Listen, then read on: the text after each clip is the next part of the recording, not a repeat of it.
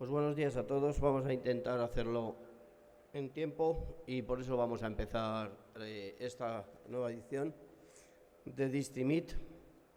Según mis cuentas es la cuarta, no sé si la cuarta o la quinta, pero es una edición importante. En este encuentro lo que tratamos es de analizar cuál es la situación de lo que es la producción y comercio de carne y productos cárnicos. Lo hemos hecho en España, lo hicimos tras la COVID en España, pero también a nivel mundial en un par de ocasiones.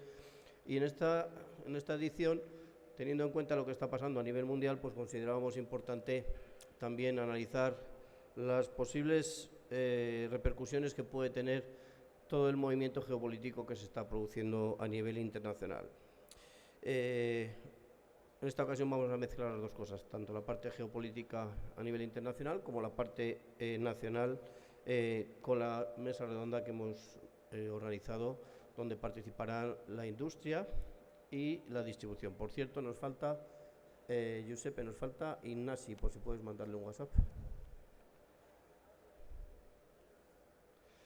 Muy bien, pues el hashtag que vamos a utilizar en la jornada es Distrimeet, para los que quieran moverlo en las redes sociales. Y para comenzar le voy a dar la palabra a la directora de Meat Attraction, María José Sánchez, que también es directora de Ferias Agroalimentarias de IFEMA, para que nos dirija son las palabras. María José.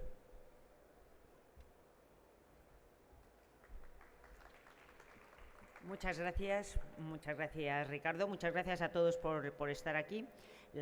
Bueno, te cuento que es la sexta edición de Meat Attraction.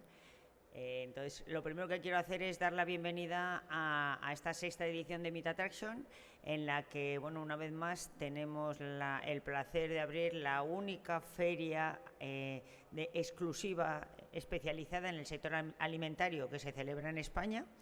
Y bueno, con más de 200 expositores, con más de 5.000 metros cuadrados, de compradores extranjeros tenemos invitados a 100 compradores de 28 países y bueno, pues lo más importante es que ahora esperamos que sea una buena feria, una estupenda feria para los expositores que han confiado en nosotros. Estamos muy satisfechos además con el tono que está teniendo ya de inicio, ¿no? Y simplemente darles la enhorabuena, agradecer a Sedas, a Anged, a CD Carne, por supuesto a nuestro socio en Meat Attraction, que es ANICE, y que es realmente la asociación coorganizadora con nosotros, con la que organizamos Meat Attraction desde los inicios. Y nada más, yo creo que ahora es el momento de dejar a los oradores, que además luego viene Horacio y ahí ya no me atrevo yo a seguir hablando. Bueno, dejo la palabra. No, primero Giuseppe, que también habla muy bien y con un acento muy bonito.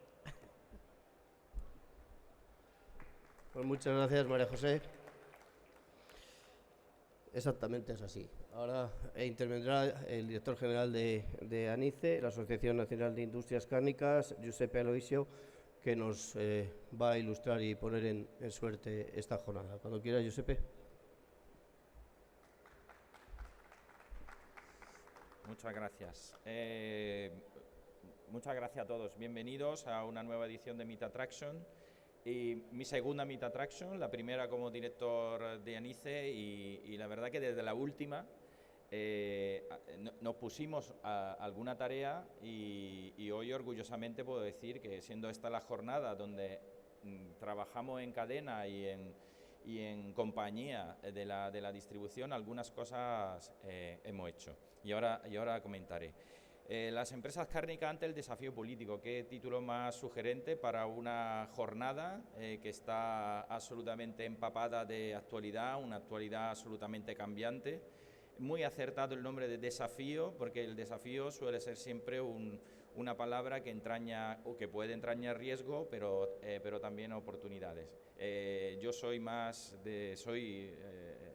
optimista por naturaleza, como cualquier empresario que es capaz de ver donde otros ven amenaza y incertidumbre, pues capaz de ver oportunidad y desarrollo de su negocio para el futuro. El empresario es optimista, es empresario, un creyente de la economía de mercado. El empresario es un creyente del liberalismo económico, donde quiere que el mercado sea el único juez, y el único juez es para medirte tú mismo con tu capacidad de competir, con tu capacidad de innovar, con tu capacidad de ser mejor que otro. Y en ese entorno y en ese ámbito es donde Meet Attraction tiene su lugar, porque al final esto no deja de ser que el gran escaparate del sector más importante de la industria de alimentación y bebida. Es el sector que más emplea, es el sector que más exporta, es el sector que más factura.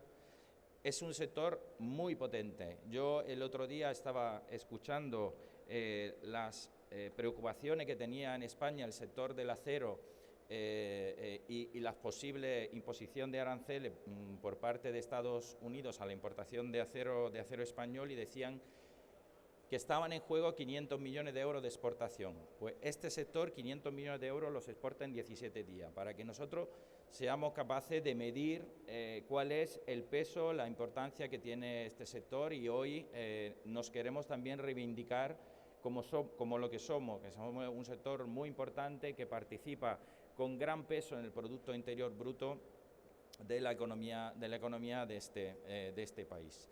Decía que hace 2 años nos pusimos algunas tareas, esas tareas colaborativas, esas tareas reputacionales que representan un poco la gran amenaza a largo plazo que ha tenido este sector, y la verdad que reconozco que muchas cosas hemos hecho, y yo quiero hacer hincapié, por ejemplo, en la gran iniciativa que ha sido el sentido de la carne, donde pues el sector de la producción y el sector de la distribución se han unido, para intentar contextualizar y poner en su justo valor el papel de la carne a nivel nutricional en la mesa y en la dieta de todos los españoles. Es una tarea que es de lluvia fina, es una tarea que no termina. Yo hace 2 años comenté aquí de la necesidad de tener visión a largo plazo. La visión a largo plazo de un filósofo australiano al que le tengo mucho aprecio, que acuñó el pensamiento catedral. El pensamiento catedral era el pensamiento de aquellos constructores de las catedrales de la Edad Media, que empezaban a construir una catedral siendo perfectamente conscientes de que no iban a ver su obra terminada en vida, pero era el mejor legado que le podían dejar a los demás. Yo creo que podemos ir juntos, podemos ir unidos. El sector cárnico ha demostrado esa capacidad de aunar esfuerzos este año 2024 con la creación del Foro Ganadero Cárnico, que es la unión de todas las interprofesionales del sector. Sabe que existen retos comunes, sabe que esos retos comunes se pueden abarcar de una manera conjunta, generosa, altruista, y en pro de un sector que creo sinceramente que merece mucho la pena. Yo estoy muy orgulloso de ser el director de ANICE, de ser esta mi segunda Meet Attraction. Ojalá tengamos ocasión de juntarnos una vez más en esta gran iniciativa como es el Distrimeet, que nos ayuda un poco a contextualizar necesidades, oportunidades, retos y amenazas de toda la cadena de valor ganadero-cárnica, y que podamos seguir contando con todos vosotros para seguir prosperando en el futuro. Y ahora le voy a dejar la palabra a los que saben de verdad de todo esto, que son por un lado Horacio y luego la mesa redonda. Muchísimas gracias a todos por vuestra atención y que disfrutéis de Distrimeet y de la feria. Gracias. Gracias, Giuseppe. Bueno, como dice Giuseppe, vamos a hablar ahora de geopolítica y voy a presentar al ponente que nos acompaña. Me han pasado un currículum, actualmente es director general de Tut Food, y Horacio González Alemán es licenciado en Derecho, máster Hautes Etudes Européennes en la Europa College y en Comercio Exterior por ICADE-ICAI. También es Senior Fellow en FAR Europe desde 2015, menos mal que no es desde 1900. Ha sido director general de FIAP entre 2010 y 2014. y desde 2015 es director general de Tuzfood, que es una consultora especializada en temas, sobre todo europeos, pero también nacionales, en relación con el sector agroalimentario. Voy a hacer una gracieta. Si te hace falta alguna vitamina, te tomas las vitaminas Mitatraction, ¿vale? Y así podéis avanzar un poquito más. Así que, bueno, muchas gracias y adelante.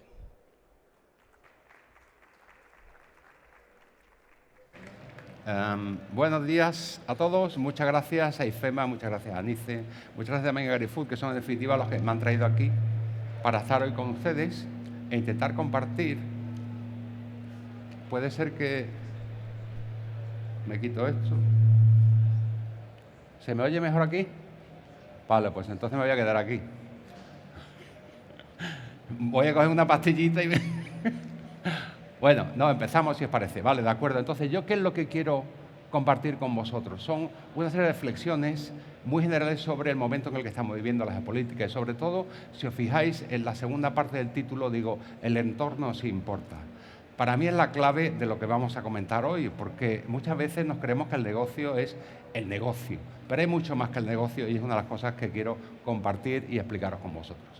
Yo creo que en el mundo económico hay tres anillos de influencia, ¿no? El de la propia empresa, el del entorno, como decía anteriormente, y últimamente el que ha entrado irrumpiendo como un elefante en una cacharrería es el de la geopolítica.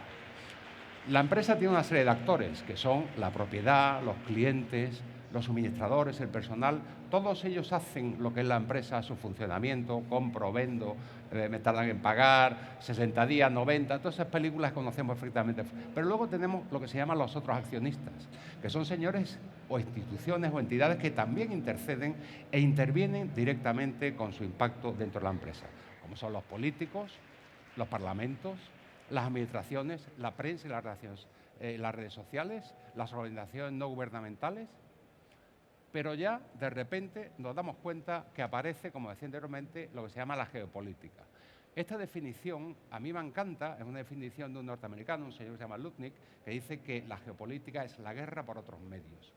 Hasta hace muy poco la guerra era violencia, si abrimos un paréntesis y quitamos el caso de Ucrania, que es completamente extemporáneo. Todo se hacía a través de la fuerza. Ahora lo que es la guerra son medios económicos, son propiedad intelectual, son aranceles, como estamos viendo, son inversiones, son restricciones a... Eso es lo que conforma hoy la geopolítica y, por tanto, siendo elementos de carácter económico, tienen un impacto directo sobre el negocio y sobre las empresas.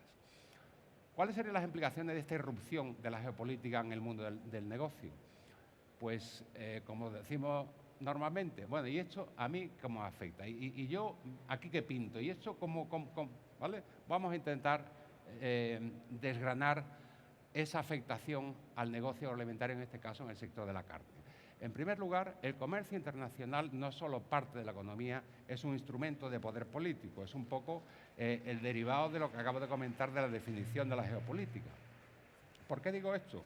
Porque fijaros que hoy en día, curiosamente, este señor está utilizando los aranceles como instrumento político, no de carácter económico.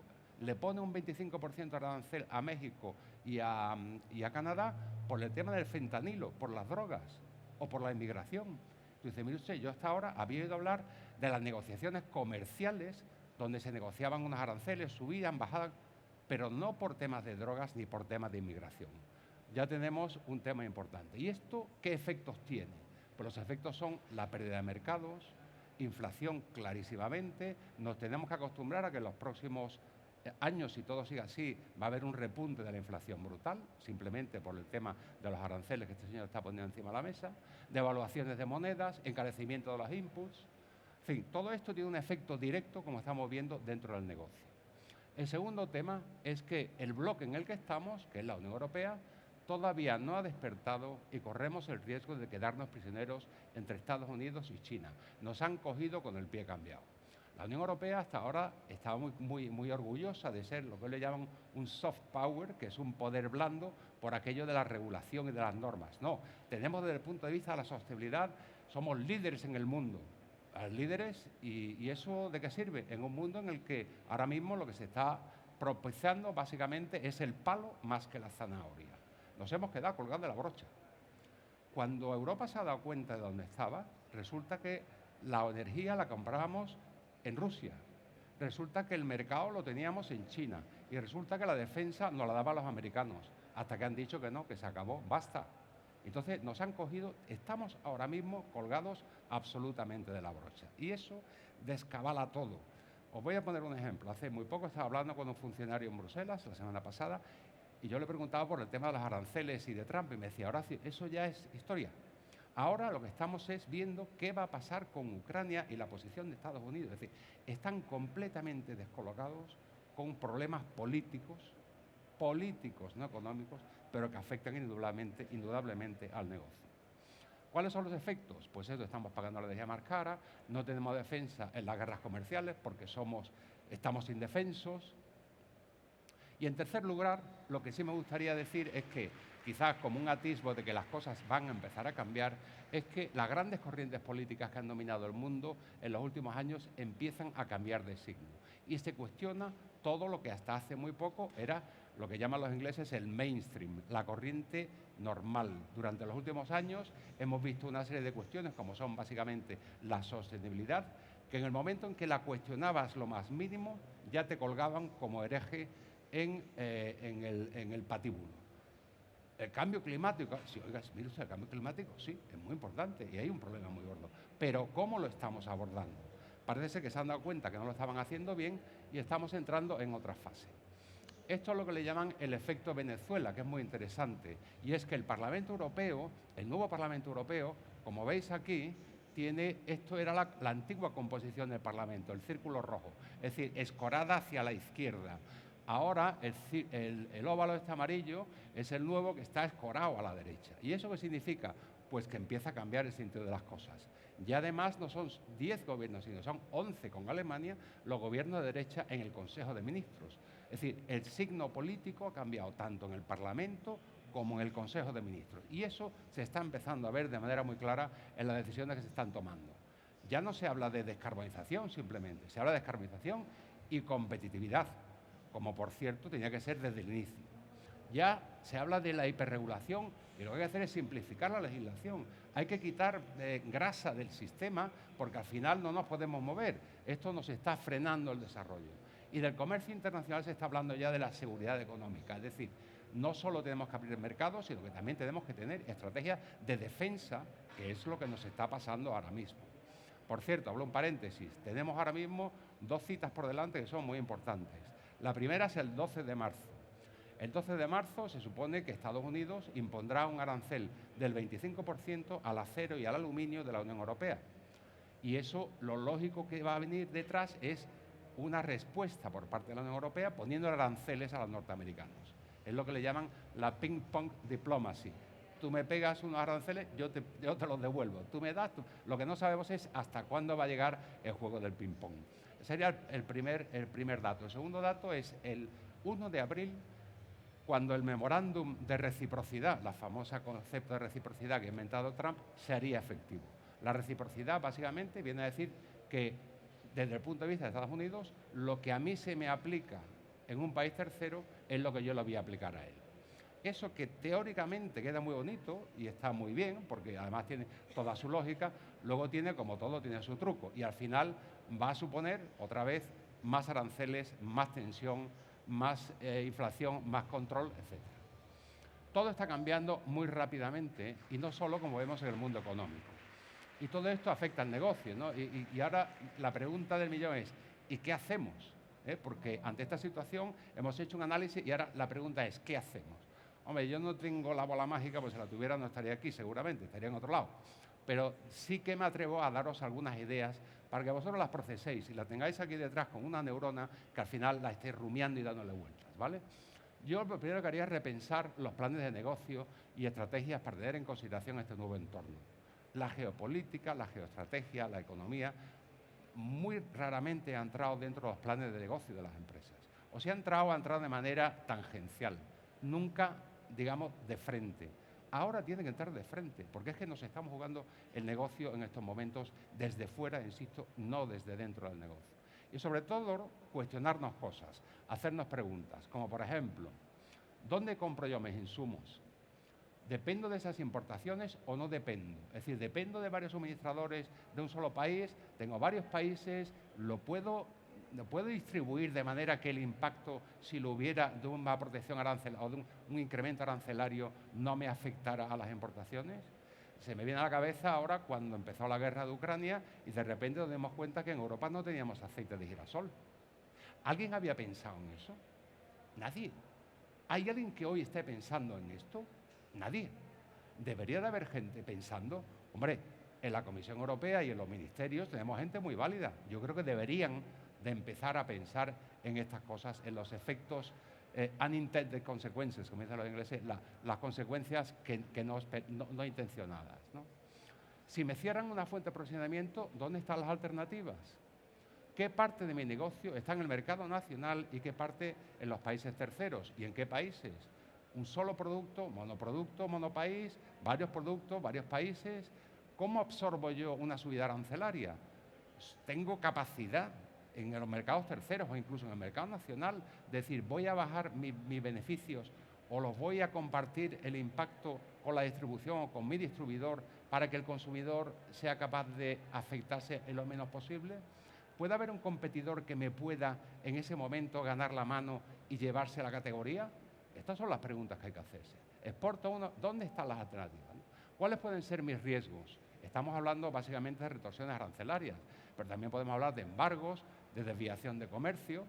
Todos sabemos que en el caso del porcino español, que ha sido un éxito a la exportación, la geopolítica y la zoonosis le ayuda mucho en el caso chino. Bueno, pues a lo mejor resulta que aquí se sacan también, es decir, no solo hay que ver la parte negativa, también la parte positiva. Giuseppe, tú hacías un comentario hace unas semanas que me parecía muy inteligente. Efectivamente hay que ver qué agujero se me cierra, pero qué agujero se me abre también, ¿no? ¿Qué hago yo con mis inventarios, los precios, los suministradores? Sabiendo que van a imponer un arancel, ¿puedo mandar más mercancía a ese mercado tercero para intentar amortiguar ese efecto de una subida de un 25% de arancel? Es decir, estas son las preguntas que hay que hacerse y esas preguntas solo se las puede hacer el hombre de la empresa, el vértice, como dicen en el IS, sentado con un papel por delante, viendo, como decíamos, dónde compro, dónde vendo, cuál es el flujo de mi negocio y cómo puedo ir intentando aminorar el golpe e incluso sacar alguna ventaja, a lo mejor en un tercer mercado. Y como digo aquí, al final, yo no tardaría mucho en hacer este ejercicio. Cuanto antes, mejor, porque tenemos que acostumbrarnos a que la geopolítica ha entrado en el negocio. Muchas gracias, señores. Ahora sí me tomo la pastillita. Si hay alguna pregunta, yo encantado, ¿eh? ¿O no hay tiempo? Sí, hay tiempo. Hay un micrófono por ahí, si alguien quiere hacer alguna pregunta. Lo has dejado muy claro. Pues listo. Muchas gracias. Muchas gracias, Horacio. Bueno, para la mesa redonda estamos microfonando a la gente, ¿no? Vamos a... Mientras... ¿Quién? ¿Estáis todos? Ignasi, tú te tienes que...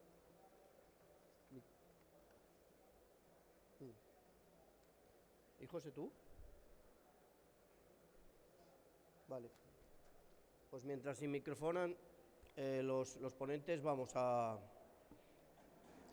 tratar de contextualizar un poco la mesa redonda. También el mercado nacional tiene sus turbulencias y tiene sus cambios y hay que tratar de adaptarse. Por eso, como decía al principio, creímos que era importante también analizar cuál era la situación en los distintos canales de comercialización que existen a nivel de carne y productos cárnicos.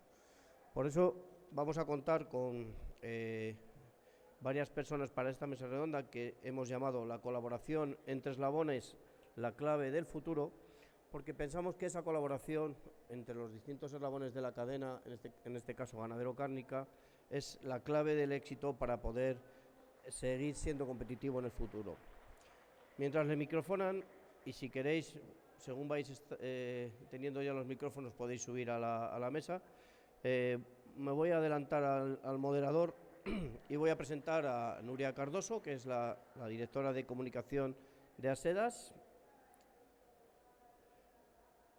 También está con nosotros David Gracia, director de comunicación de ANGED, las dos asociaciones de la distribución organizada a nivel nacional.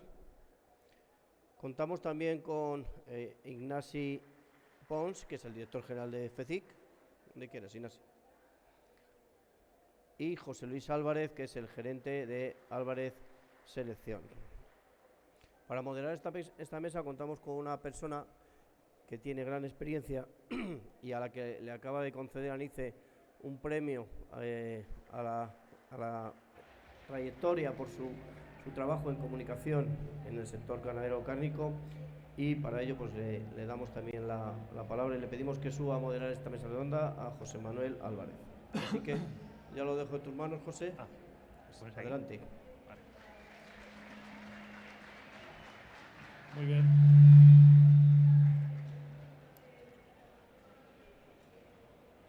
Muchas gracias.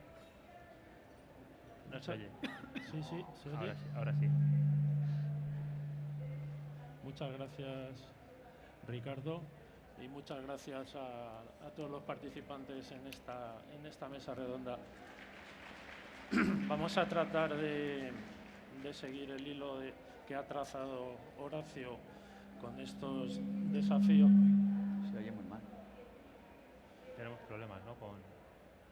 Con el sonido, yo creo. ¿Se oye ahora bien? ¿Sí? Perfecto.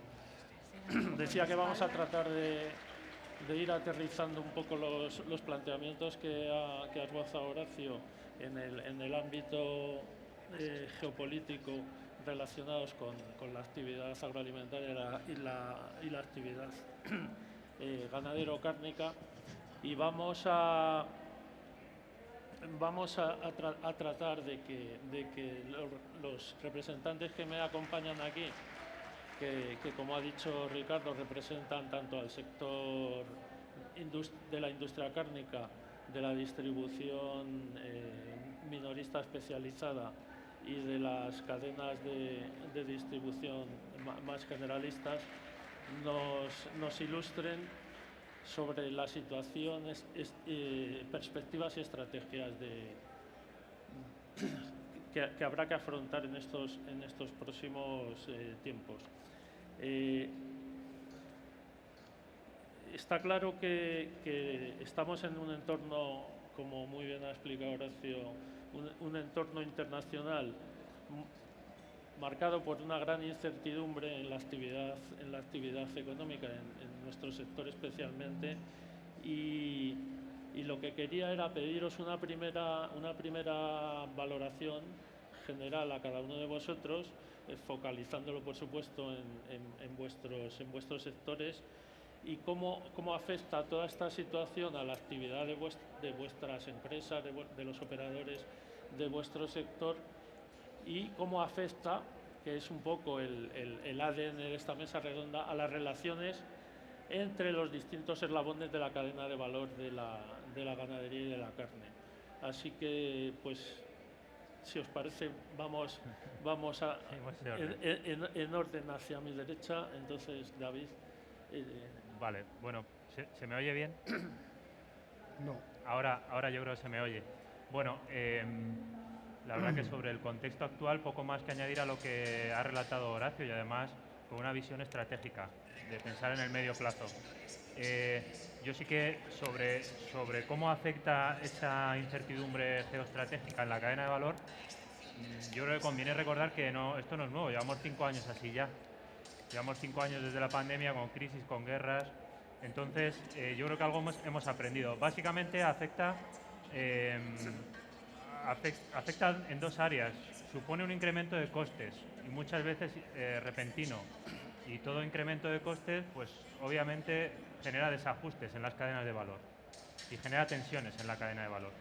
Y por otro lado, más a efecto del consumidor, genera un problema de sentimiento en el consumo.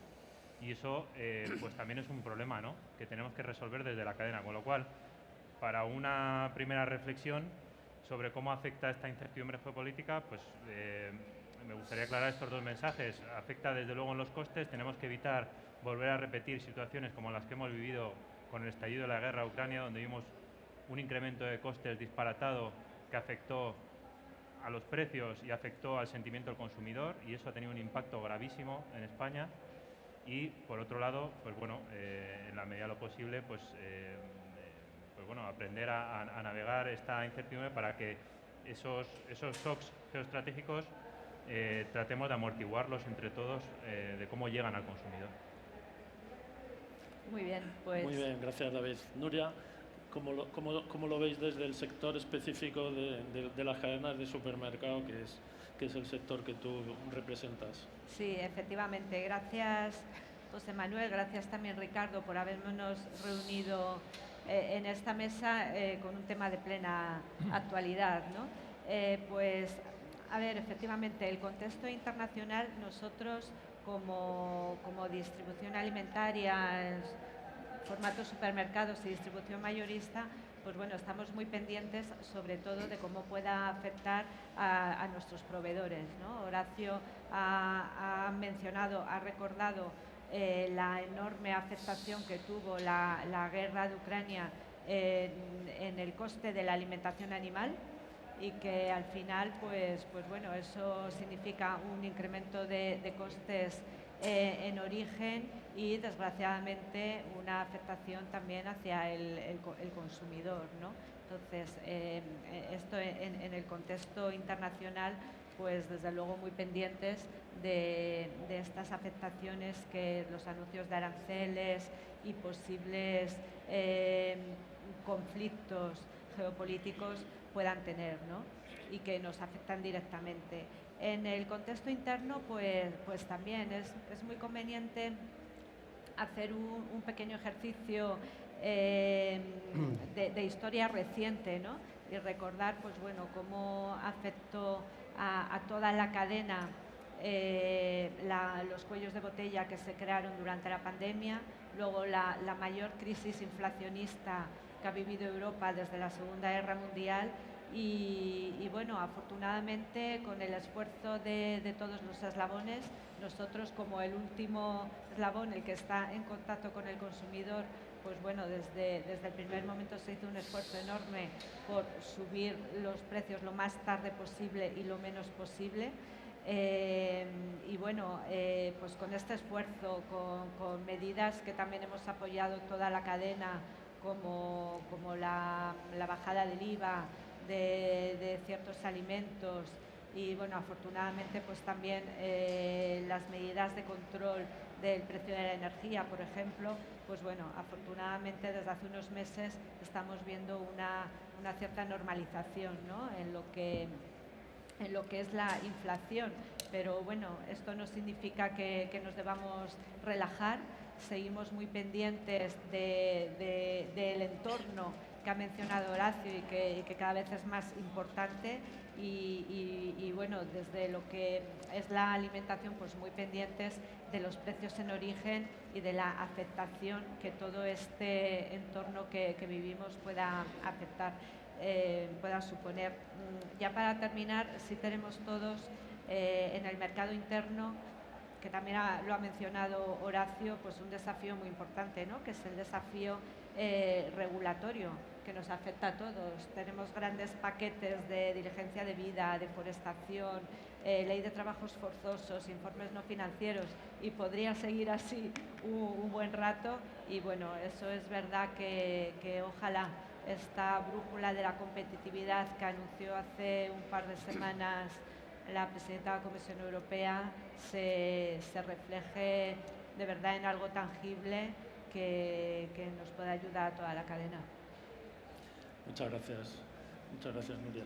Pasamos ahora a otro de los grandes protagonistas de nuestra cadena de valor, que es el comercio especializado, el comercio minorista de carne, productos cárnicos, pollerías, casquerías.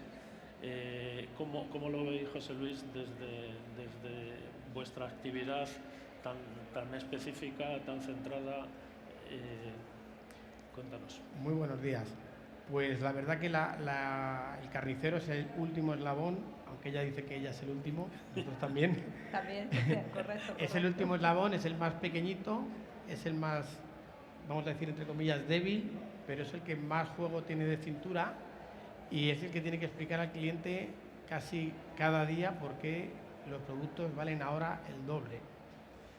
Y bueno, la verdad que los productos cuando suben hay que subirlos, y además de la subida en materia prima tenemos la subida de costes laborales y la reducción próxima que va a haber de la jornada. Entonces todo esto al final se reduce en que el carnicero lo tiene que transmitir en el filete, en la hamburguesa, en el cachopo, en el sobre de jamón.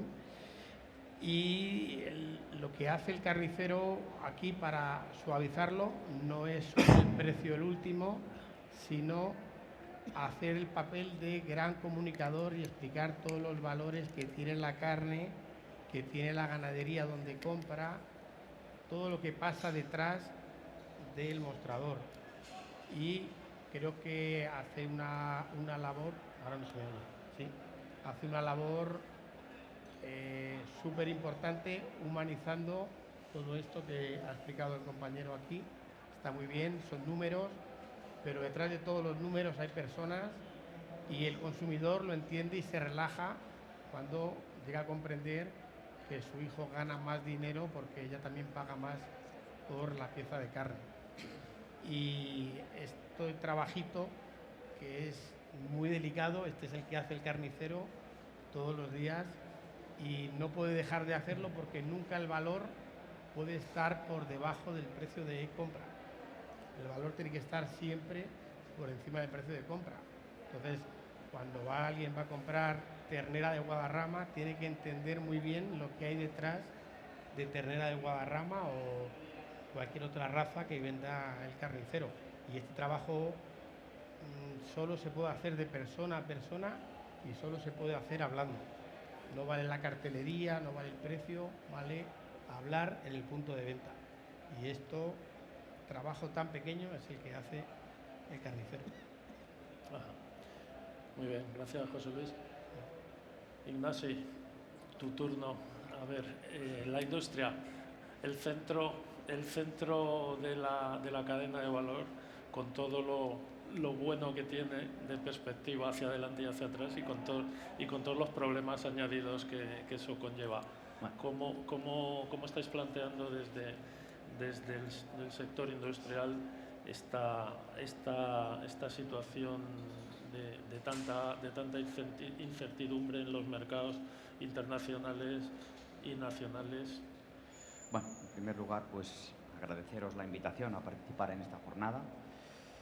La industria, como motor exportador que somos y grandes exportador que somos, todas estas incertidumbres que afectan a los mercados internacionales tienen una repercusión directa en nuestro sector, ¿no? La verdad que somos un sector muy resiliente y llevamos ya un tiempo aguantando pues todas estas incertidumbres o problemáticas internacionales que se van aconteciendo. Desde que empezó la guerra de Ucrania, pues nos hemos ido encontrando pues con un incremento de los costes, ya fuera de la materia prima, momento en el que nos encontramos en la actualidad, costes de la materia prima muy elevados.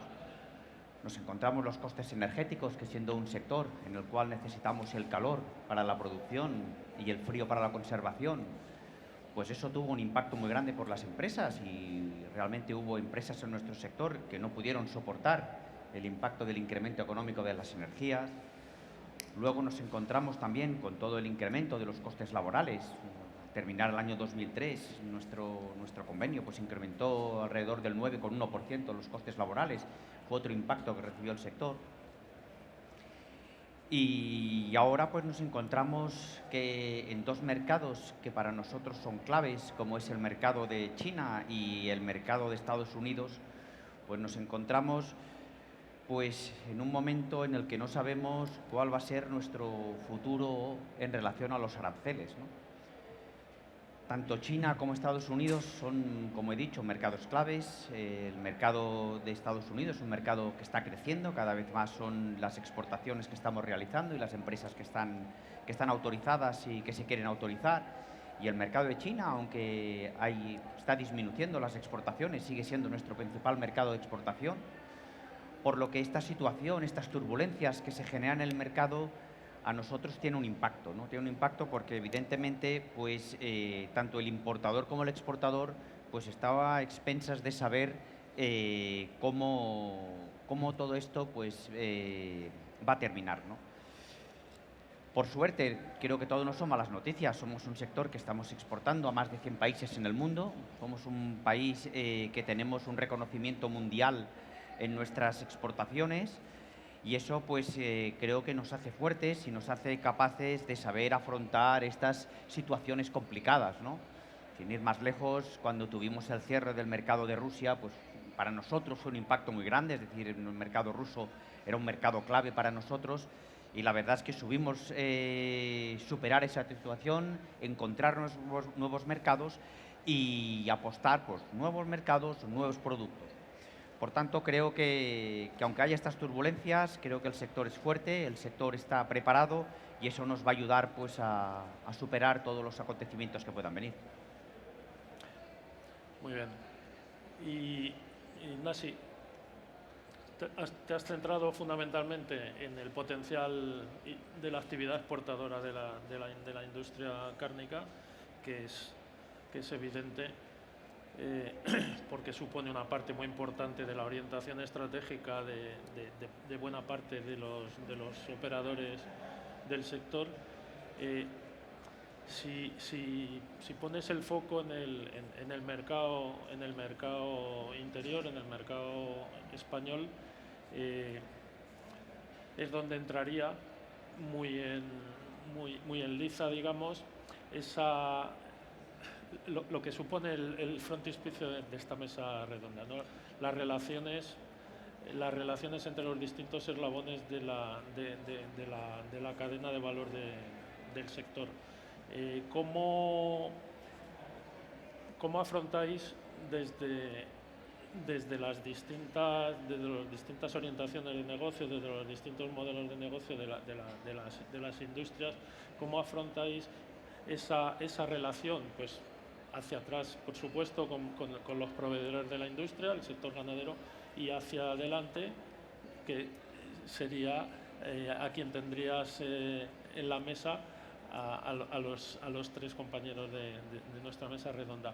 ¿Cómo piensas que hay que trabajar, mejorar e implementar unas relaciones eficientes para que toda la cadena de valor, desde el primer eslabón de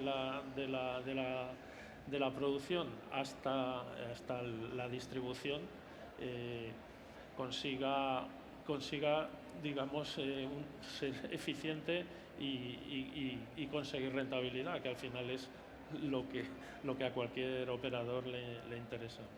A ver, yo creo que las relaciones de la cadena cada vez son unas relaciones más fuertes. Creo que cada vez pues, hay un conocimiento mayor, tanto de la industria para adelante como de la industria para atrás. Es decir, creo que en la actualidad existe mucha complicidad porque realmente los retos, las necesidades y las inquietudes las compartimos todos.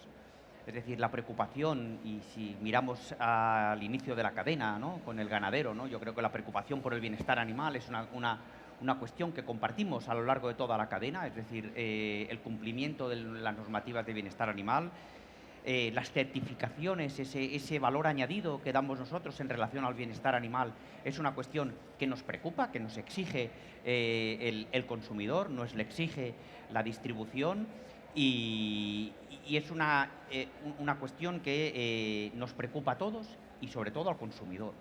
Por tanto, en esta cuestión estamos alineados, todos trabajamos por lo mismo y todos intentamos tener y dar y visualizar, que se visualice ese esfuerzo tanto humano como económico que se realiza para poder garantizar esa excelencia en bienestar animal, que es en lo que trabajan las empresas y la industria, ¿no? Otra cuestión importante es el tema de la sostenibilidad. Es decir, esta cuestión, insisto, nos preocupa desde el inicio, desde el ganadero, la industria, la distribución, trabajamos todos, y el pequeño comercio. Es decir, trabajamos todos para sensibilizarnos de la importancia del cambio climático, de la importancia de dar respuesta a esa inquietud que tiene el consumidor en relación a todo el tema de la sostenibilidad. Hablemos de tema de envases, tema de huella hídrica, huella de carbono, todas estas cuestiones que hoy están en boca de todos, es una cuestión que las empresas ya llevan tiempo trabajando y creo que nos estamos, pues estamos trabajando alineados toda la cadena para poder cada uno en su espacio dar respuesta a estas necesidades, pero tener la garantía que estas inquietudes llegan donde tienen que llegar ese mensaje, que es al consumidor, ¿no? Cuestiones importantes, todo el tema de la imagen, ¿no? Y si hablamos de la imagen de la carne, esta cuestión es un tema que nos preocupa a todos, preocupa desde al ganadero, nos preocupa a nosotros como industria y preocupa a la cadena, ¿no? Es decir, cómo poder hacer frente a esas fake news que en estos momentos salen en las redes sociales y que son difíciles de gestionar, porque una vez sale el mensaje, luego ya ir detrás de esa noticia ya has llegado tarde, ¿no? Pues bueno, en eso estamos trabajando el sector, estamos trabajando con la parte ganadera, estamos en contacto con la gran distribución para intentar, y con el pequeño comercio, para dar respuesta a todas estas cuestiones de las fake news, mejorar la imagen de la carne, llegar al consumidor, informarle de realmente lo que estamos haciendo. Y luego otra cuestión importante que creo que también nos afecta a todos y sobre todo, ya mirando a la parte superior de la cadena, es todo el tema del etiquetado, ¿no? Todo el tema de dar pues esas garantías de un etiquetado que el consumidor entienda, el consumidor sea capaz de asimilar, porque a veces no es fácil, todos los que regulan, pues evidentemente regulan con la mejor intención, pero no siempre lo que se acaba regulando es eso que entiende el consumidor. Y por tanto creo que es importante que, bueno, pues entre todos podamos hacerle llegar a quien realmente nos interesa, que es el consumidor, todas estas cuestiones en las que trabajamos a lo largo de la cadena y que creo que es el reto que debemos marcarnos. Muy bien. David, desde vuestro punto de vista, digamos como representantes de los operadores de la distribución de dimensión más grande, hipermercados, supermercados grandes, etcétera, ¿cómo ves precisamente este tema de las relaciones entre los distintos eslabones que analizaba ahora Ignasi? ¿Hay colaboración entre vosotros? ¿Qué se puede mejorar? ¿Cómo está influyendo toda esta situación de inestabilidad y de incertidumbre en los mercados internacionales y por supuesto nacionales a la hora de plantear la actividad? ¿Cómo lo veis vosotros? Vale, bueno, la verdad que Ignasi ha hecho un repaso de asuntos que efectivamente no voy a incidir en ellos, en los que se está trabajando, que tienen que ver, algunos muy importantes. Mencionaba la imagen de los productos cárnicos, ¿no? Y esa lucha común que tenemos frente a la desinformación y, bueno, y a determinadas corrientes que impactan sobre el consumo. A mí me gustaría añadir, por no repetirnos, un foco que para nosotros es especialmente relevante abordar, que tiene que ver con la formación. Y en particular en el sector cárnico es muy importante. Toda la cadena tenemos que trabajar para romper lo que nosotros hemos llamado la trampa del talento, y me explico. En España ahora mismo hay 150.000 vacantes de empleo que no se cubren. No se cubren porque las empresas no encuentran profesionales con la formación adecuada. Según datos de CaixaBank Dualiza, el 65% de las vacantes de empleo hoy requieren algún tipo de formación profesional. Mientras todo esto ocurre, tenemos las tasas de paro juvenil más altas de la Unión Europea. Es decir, tenemos un sistema educativo que no está encajando con la realidad del mercado, y la realidad, la realidad es que se necesitan profesionales para los que no se encuentran plazas. El análisis que hemos hecho interno nosotros para el sector de la distribución, para que os hagáis una idea, el año pasado se quedaron 16.000 plazas sin cubrir en todo el comercio en España. 16.000 plazas sin cubrir, las empresas nos dicen para dos áreas fundamentalmente. Una que tiene que ver con la operativa básica de las empresas. Necesitamos a gente que trabaje en las tiendas, por ejemplo, en el mantenimiento de las tiendas, pero también necesitamos a gente que sepa de carne, que sepa de pescado, que sepa de productos frescos, y por otro lado necesitamos a gente que nos ayude a dar ese giro estratégico que demandan las empresas, ¿no? En temas de e-commerce, sostenibilidad, etcétera. El tema de la formación específicamente enfocada al sector cárnico, pues yo creo que aquí hablo con una cierta propiedad, porque yo soy de Teruel, soy hijo de una familia de tercera generación de carniceros. Yo antes de hacer todo esto he trabajado en un obrador, he trabajado en una carnicería. Yo aprendí a ser carnicero porque mi padre me enseñó a ser carnicero y a mi padre le enseñó mi abuela. Pero el mercado hoy es distinto. Es decir, hoy un carnicero tiene que saber cortar carne, tiene que conocer los animales, tiene que conocer, en fin, a su cliente, pero tiene que saber también cómo reducir el desperdicio, tiene que saber sobre la alimentación, tiene que saber sobre alérgenos. Es decir, hay una serie de desafíos que tenemos que abordar.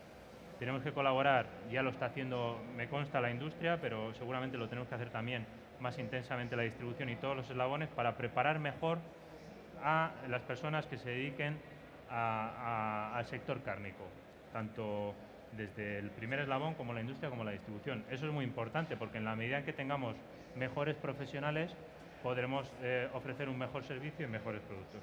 Con lo cual ese es un punto que para nosotros es muy importante y creo que se puede reforzar la colaboración. Otro elemento que quizá entra más en el ámbito asociativo o de asuntos públicos tiene que ver con el mercado interior. Aquí hemos hablado de la situación geopolítica, que efectivamente preocupa, pero hace una semana Mario Draghi, que se ha hecho famoso por sus informes de competitividad, decía que Europa se ha puesto aranceles a sí misma. Las barreras al mercado interior hoy equivalen a un arancel del 45%, en el caso de los servicios del 110%. Si nos vamos a España, pues bueno, es decir, datos de COE, nos cuesta más de 35.000 millones de euros al año tener fragmentado en 17 nuestro mercado interior. Con lo cual, oye, esto no tiene mucho sentido. Esto al final lo paga el consumidor, encarece los productos y sobre todo encarece los costes de producción. Somos menos competitivos porque tenemos un mercado que es ineficiente. Con lo cual eso hay que trabajarlo y hay que denunciarlo.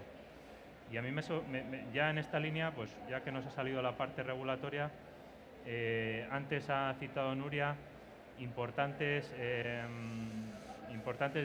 directivas que vienen de Europa que afectan muy de lleno a las cadenas de valor, debida diligencia, deforestación, en fin, hay una línea muy importante ahí, todo un paraguas verde que se ha desarrollado desde la Unión Europea, que implica un vendaval regulatorio importantísimo, que a efectos operativos de las empresas va a ser muy importante, pero nosotros solemos decir que Europa está en una esquizofrenia, porque mientras hay un diagnóstico y con cualquier legislador que hables, dicen, no, sí, Mario Draghi y Enrico Letta tienen razón.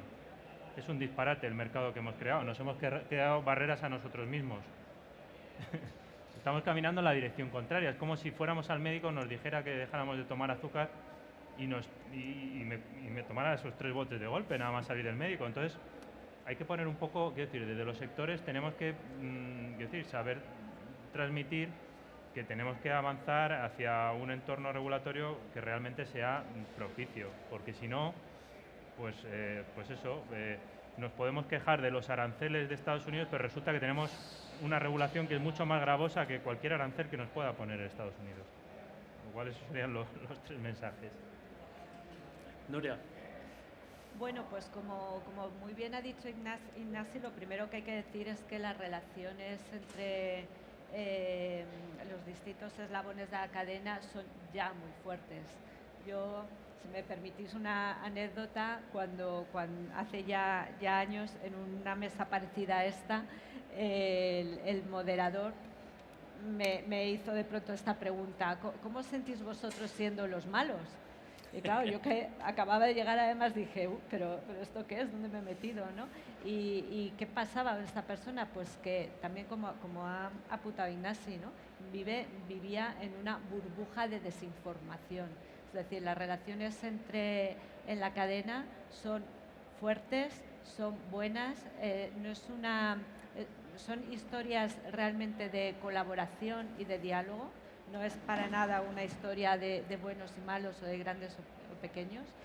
Y bueno, es verdad que uno de los grandes desafíos que tenemos ahora mismo es justamente transmitir, contar estas historias de colaboración en positivo y luchar contra el clima de fake news y de desinformación en el que estamos inmersos y que desgraciadamente, a ver, todo el sector de la alimentación, pero el de la carne, pues vive muy directamente en sus propias carnes, ¿no? Valga la redundancia. Tenemos que conseguir entre todos explicar mejor cuestiones como la formación de precios en la cadena, cuestiones relacionadas con el bienestar animal, importantísimo, que últimamente se están mezclando también con cuestiones relacionadas con seguridad alimentaria que no tienen nada que ver, temas de nutrición, temas de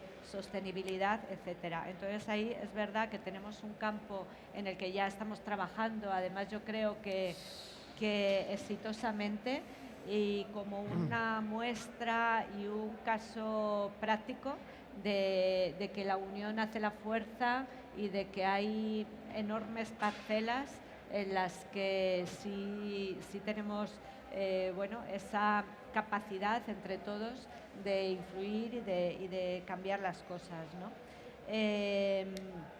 ¿Por qué? Además es un interés de todos, porque bueno, cuando un producto sufre una crisis de desinformación, pues bueno, eso afecta, como todos sabemos, directamente a las ventas, ¿no? Y bueno, puede afectar una campaña, puede pasar, pero cuando esa lluvia fina es constante y no se hace nada, pues bueno, al final a lo que afecta es a la credibilidad del conjunto de la cadena. España es un gran país productor de alimentos, como todos sabemos. Tenemos una de las distribuciones más eficientes de nuestro entorno y entre todos, bueno, pues tenemos que trabajar para que el consumidor sea consciente de ello y defienda nuestro modelo, porque además eso también nos da argumentos para defenderlo, ¿no? Como estamos hablando ahora, ante el regulador. El regulador, en nuestro caso, autonómico, nacional y europeo, ¿no? Sin duda, como digo, las relaciones son ya muy fuertes. Sin duda es posible y conveniente seguir fortaleciéndolas y profundizar en los cauces de diálogo que ya tenemos abiertos. Y bueno, también aquí muy importante, sin perder de vista en ningún momento al consumidor, ¿no? Lo que necesita el consumidor. Nosotros tenemos, igual que vosotros, la gran responsabilidad de trasladar aguas arriba lo que demanda el consumidor y también para que la producción se pueda alinear con esa demanda. Y bueno, esto es importantísimo tanto para llegar a los hogares como bueno, a otra parte muy importante del consumo, que es la hostelería. Nosotros también representamos a distribución mayorista y no tenemos que olvidar que el 30% del consumo de alimentación se produce en hostelería, con un impacto grandísimo en el turismo. Y bueno, también eso es una tarea que tenemos, bueno, que hacemos diariamente y que tenemos que seguir haciendo. Muy bien, muchas gracias, Nuria. José Luis, vosotros que sois un sector mucho más disperso, con muchos miles de operadores independientes, pequeñas y medianas empresas, y que tenéis, por lo tanto, unas problemáticas y unas cuestiones que abordar más o muy específicas.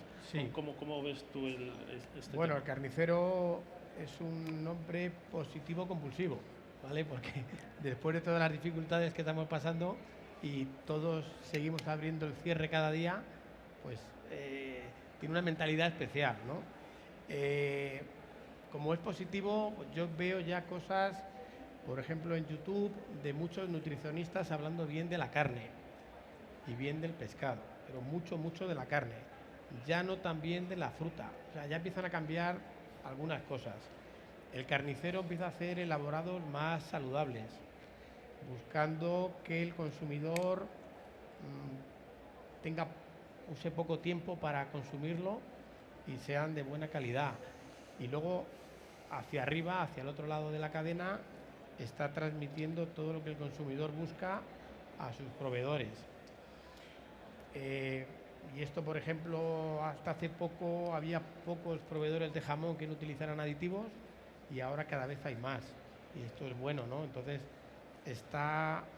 el carnicero todo el tiempo intenta aportar a la sociedad qué puede hacer para que todo esté mejor, porque realmente él no puede incidir en la normativa, no puede incidir en lo que come la vaca, no puede incidir en casi nada, ni siquiera en la cartelería.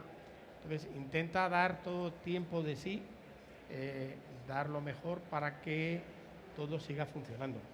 Y además el primer interesado es él porque es su carnicería y tiene que vivir de ella, ¿no? Entonces al final, como lo que decía antes, son negocios de personas para personas y en el momento en el que eso se olvida, el negocio se acaba. Perfecto, muy bien, muchas gracias. Vamos a mirar un poco, Ignacio, vamos a ir mirando hacia adelante, hacia el futuro, con todos los riesgos que eso conlleva en esta situación, tanto internacional como nacional, pero en los dos escenarios, tanto el internacional para la actividad exportadora como en el nacional, ¿cuáles serían, cómo identificarían los principales desafíos de la industria cárnica y las oportunidades que se pueden implementar en este proceloso escenario geopolítico y industrial y comercial? Bueno, a ver, yo creo que oportunidades el sector tiene muchas, ¿no? Como he comentado, yo creo que si nos aparecen los aranceles seguro que encontraremos una oportunidad y saldremos para adelante. Lo he comentado antes, nos pasó con Rusia y el sector salió para adelante. Por tanto, creo que oportunidades tendremos muchas, retos tenemos muchos. Yo creo que eso sí que es un tema que tenemos que seguir trabajando. Es decir, creo que tenemos el reto de la sostenibilidad, el reto de la fake news. Todas estas dos cuestiones creo que son unos retos que el sector tiene ahora puestos y tenemos que seguir trabajando.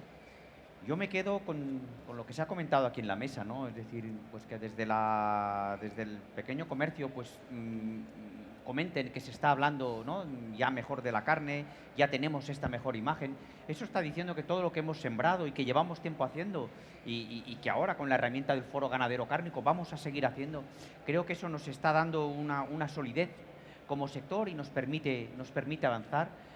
Creo que como bien decía Nuria, esta unión, este nexo de unión que tiene toda la cadena desde el principio hasta el fin, desde los ganaderos hasta la gran distribución y con el pequeño comercio, lo que está haciendo es que seamos una cadena fuerte.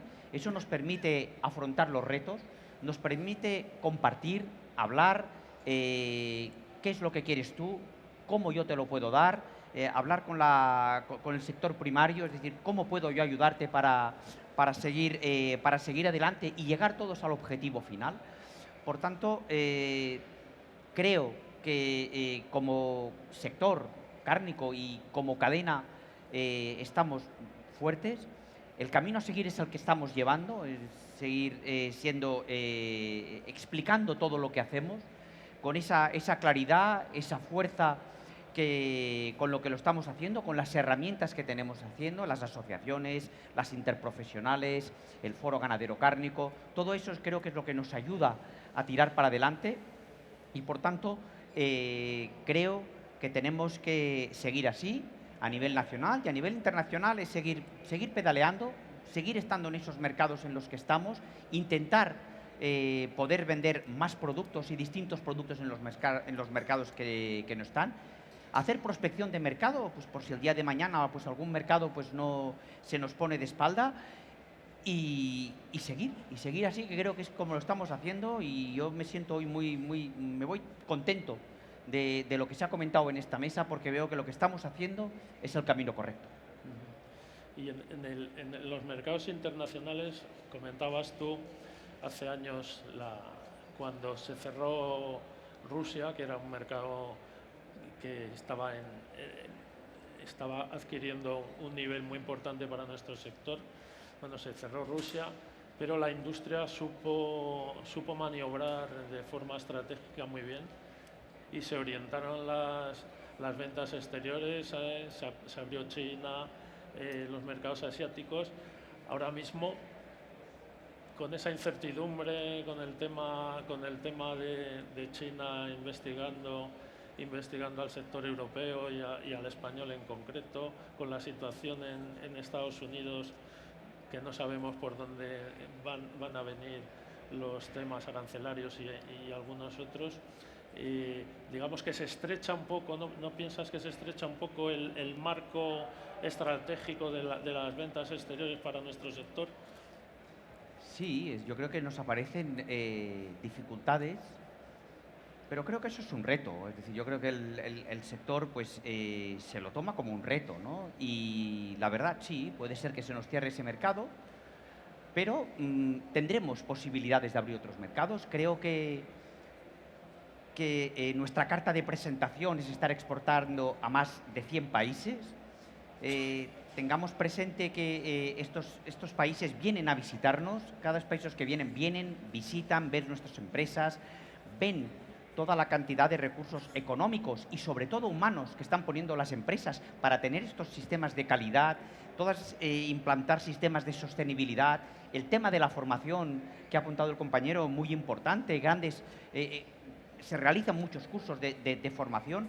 Creo que todo eso es una tarjeta de presentación que no la tenemos que olvidar y es lo que nos tenemos que agarrar para decir, si no podremos ir a China, iremos a otro mercado, iremos más a México y iremos a Costa Rica, iremos a otros mercados y seguro que encontraremos mercados dispuestos a abrirnos las puertas, ¿no?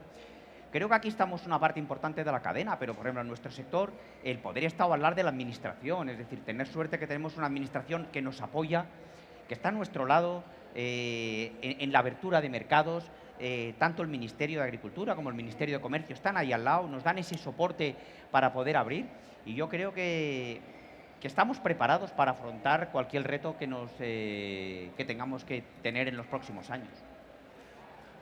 Muy bien, muchas gracias, Ignasi. Tomamos tus palabras como una reflexión final, digamos, para ir repartiendo juego entre vosotros. Y David, sí que me gustaría que resumieras un poco la misma pregunta que le hacía Ignasi: retos, oportunidades desde vuestra óptica en estos próximos tiempos. Bueno, pues la oportunidad para el comercio y la distribución siempre es la misma, es adaptarnos a los consumidores. Entonces aquí José Luis lo ha explicado muy bien. Perdonad que vuelva un poco a mis orígenes de carniceros y además como estoy viendo a aquellos trabajar que son unos fenómenos, mi abuela vendía canales enteras a las señoras para que hicieran, en Aragón se llamaba el mondongo, hacían sus chorizos. Mi padre empezó a hacer despiece y a vender todo fileteado. En los años del gran crecimiento del consumo en España, familias grandes, tal, la gente se llevaba 2 pollos, etcétera. Mis hermanos lo que han hecho ha sido transformar todo ese negocio y más de la mitad de la superficie que antes era tienda ahora es un obrador, donde básicamente se está todo el día haciendo preparados porque la gente consume distinto y además con unas inquietudes muy distintas. Quieren productos más sofisticados que aporten otra serie de variantes, tienen más preocupación por distintos tipos de carne, combinaciones. Bueno, oye, pues esa es la oportunidad, adaptarnos al consumidor. Entonces hay una brecha de innovación muy importante para carniceros con negocios más pequeños, pero que son auténticos profesionales y conocedores de la carne y que se pueden especializar, para formatos más grandes como el que representa Ángel, que pueden introducir también muchísimas innovaciones. Con lo cual, eso es una buena noticia y hay que trabajar. El segundo elemento, pues hombre,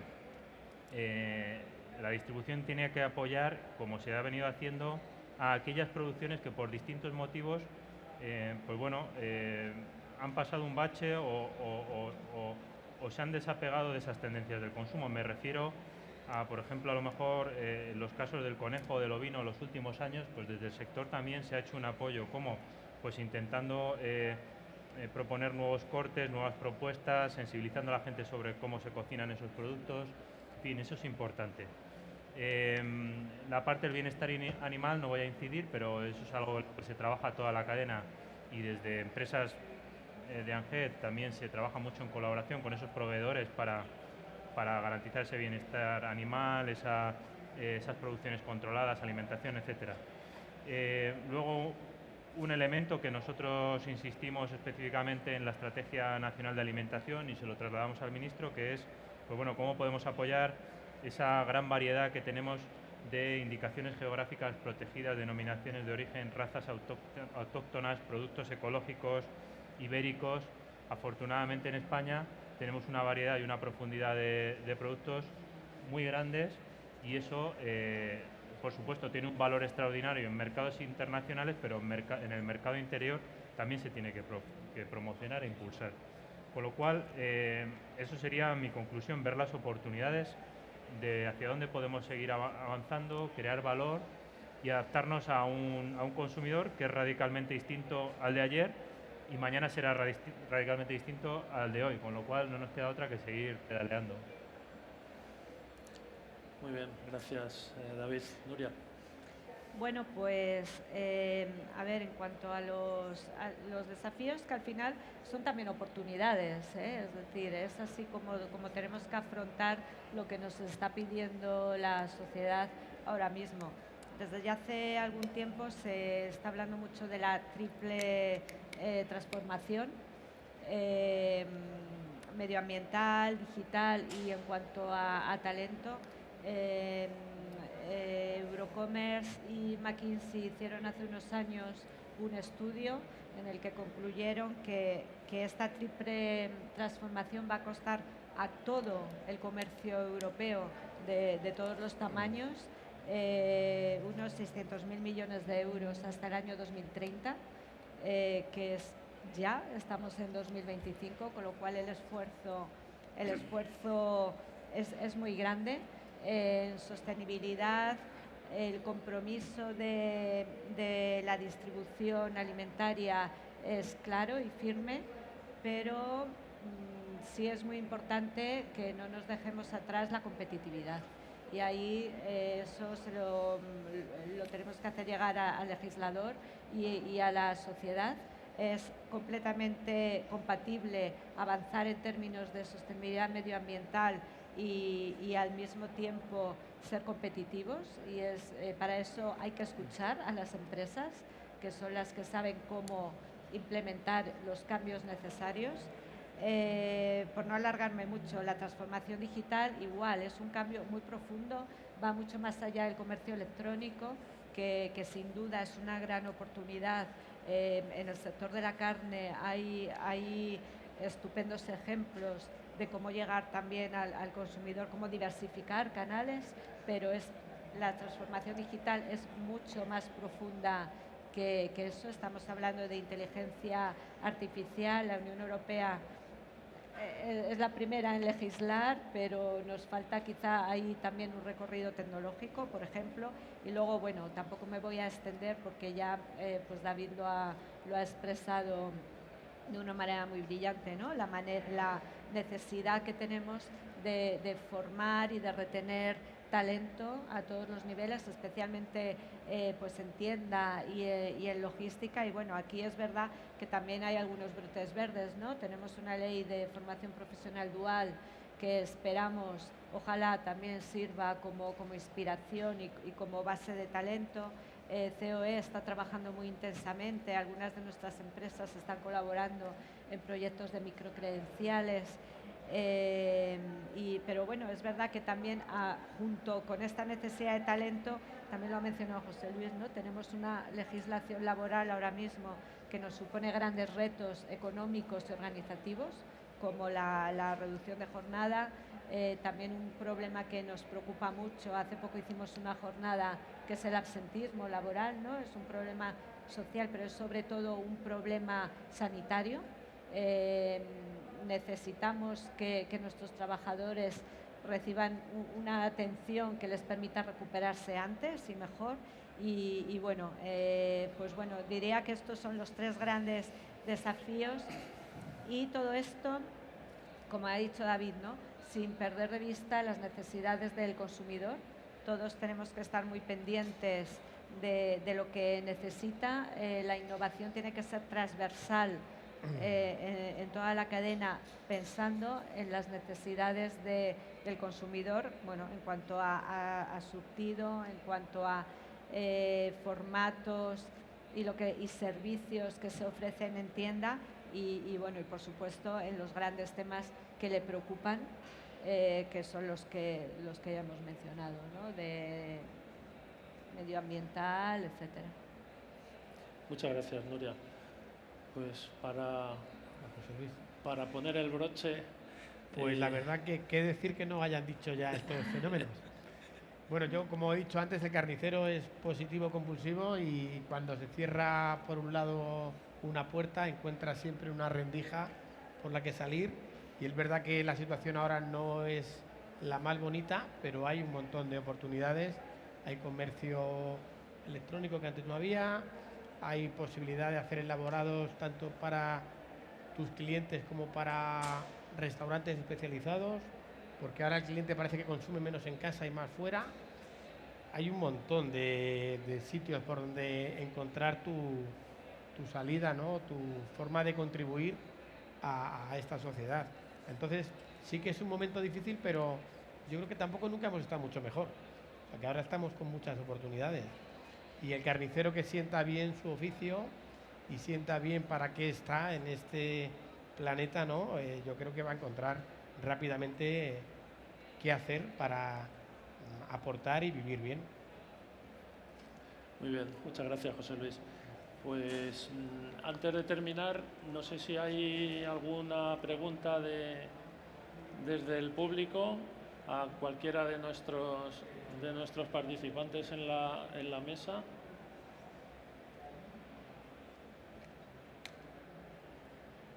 Han sido buenos.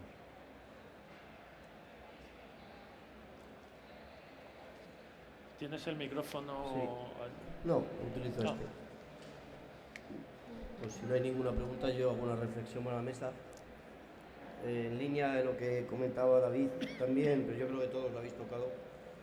Un poco quizás el camino de la colaboración pasa por desarrollar esos informes que has mencionado tú, el LETA o Draghi, y ver cómo se puede, puesto que las cláusulas espejo son imposibles de aplicar, y que está claro que esa sobreregulación está suponiendo unos esfuerzos adicionales en las empresas europeas, ver cómo toda la cadena puede desarrollar estrategias para conseguir que esas sobreregulaciones se vayan disminuyendo en el futuro, y también comunicándoselo a los consumidores, por supuesto, porque eso es básico a la hora de luego mantener esa credibilidad que el sector tiene. No sé cómo lo veis, una reflexión final también, y como una idea que se me ocurre aquí de poder colaborar toda la cadena en tratar de evitar esa sobreregulación, que al final es más que los aranceles que nos quieren poner por otro lado, como bien has dicho, ¿no? Si quería, hacemos una ronda así rápida y terminamos.